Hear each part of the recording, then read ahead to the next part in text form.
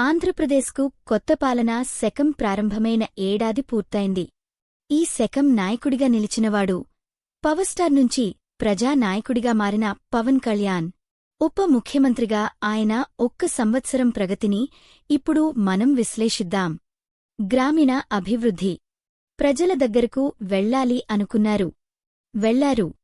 పద్ధతిగా చేశారు. ఒకే రోజున 13,000 గ్రామసభలు, 4,500 కోట్ల రూపాయల పనులకు ఆమోదం. టీటీడీ కళ్యాణ మండపాలు, సిహెచ్సి హాస్పిటల్స్, నీటి ప్రాజెక్టులు, పూర్వ అభివృద్ధి. ఇది గ్రామ పరిపాలనకు నిజమైన పునాది. బడ్జెట్ ప్రతిపాదనలు. రైతుకి అన్నత్తా సుఖీభవ. ఒక్కొక్కరికి 20,000 రూపాయలు. మహిళల కోసం ఆ తల్లికి వందనం. బడి బడ్జెట్ 9,047 కోట్లు. సాగునీటికి 18,000 కోట్లు.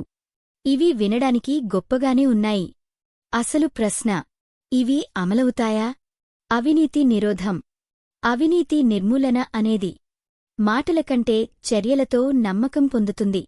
పంచాయతీ శాఖలో ఫైళ్ల పరిశీలన, అక్రమ నిర్మాణాలపై చర్యలు. ప్రారంభమైతే మంచి ప్రయత్నమే, కాని దీర్ఘకాలం వరకు కొనసాగాలంటే నిర్బంధం అవసరం. విరాళాలు. సాధారణ నాయకుడు కాదు, సమాజం పట్ల బాధ్యత కలిగిన నాయకుడు. సైనికుల కుటుంబాలకు విరాళాలు, విపత్తు బాధితులకు సాయం. ఈ ఒక్క ఏడాదిలోనే రూపాయలు 20 కోట్ల విరాళాలు. ప్రజల మనసులలో స్థానం సంపాదించేందుకు. ఇది మరింత మానవీయ మార్గం. పర్యావరణం, కేంద్ర సంబంధాలు. కేంద్రంతో చక్కటి సంబంధాలు. జల్ వుయే, ఎఫ్ఏఎస్టాగ్ ఫ్రీ పాస్ లాంటి అంశాల్లో సహకారం. అడవుల్లో కుంకి ఏనుగులు ప్రవేశపెట్టి పర్యావరణానికి ప్రాముఖ్యత చూపించారు.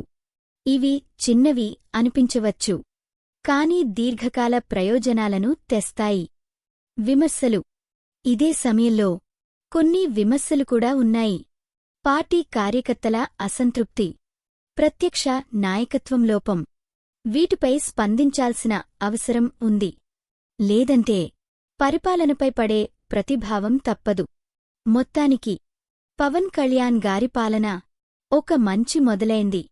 గమ్యం చేరేందుకు మాత్రం నిరంతర కృషి అవసరం. మీ అభిప్రాయమేంటి? డీడీ టాకీస్ కామెంట్స్లో తెలియజేయండి.